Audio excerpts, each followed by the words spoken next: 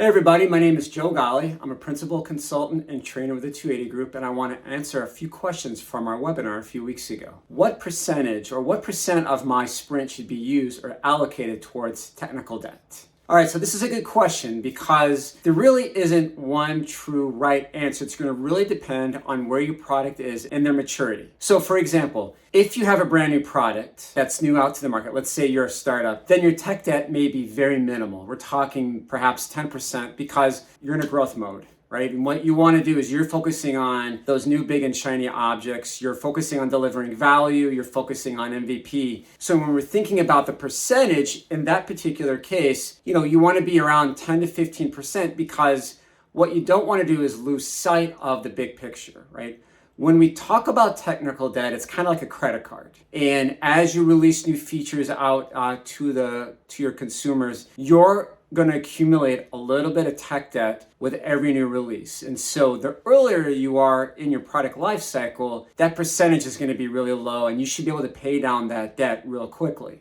However, in the case of most product managers, where you have a mature product, that's really where it falls in line where you want to be in the range of around 20%.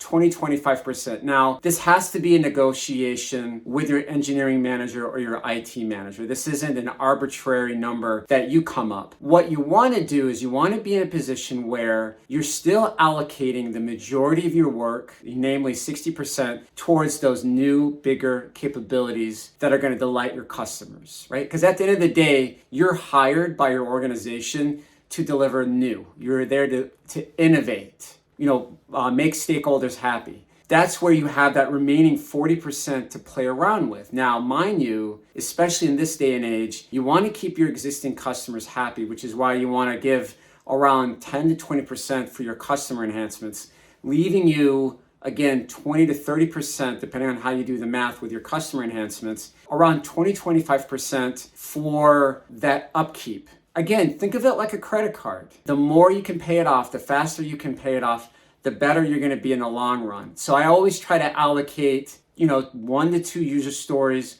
within each sprint towards my tech debt. Again, have that negotiation and the discussion with your engineering manager to come up with the right percentage that works best for you. And the key is, it's not a question of whether you're going to do the new and big shiny object, new feature, new capability, or tech debt. It's more about how can you do them asynchronously. How in a given sprint can you deliver both innovation as well as address that technical debt on the back end. Come back for more. My name is Joe Ghali and I can't wait to see you again.